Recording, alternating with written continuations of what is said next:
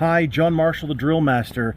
I have a flag here that was folded by a couple of league cadets, which is just great. They're learning so much.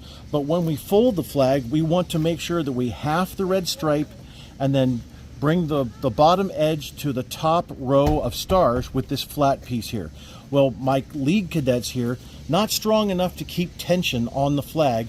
So you can see here, as we move along the flag, that they started out with good intentions at the end, but in the middle, it just didn't work out, and now the red is quite high. So what we're going to do to fix this is we're going to come over.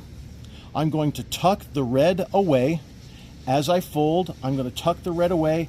I'm going to take that blue, bring it out so that it covers up the white stripe and the red. I'm going to take this blue, going to bring it over the red, and then here we have, if you see here at the top, now we have the red and the white covered at both corners.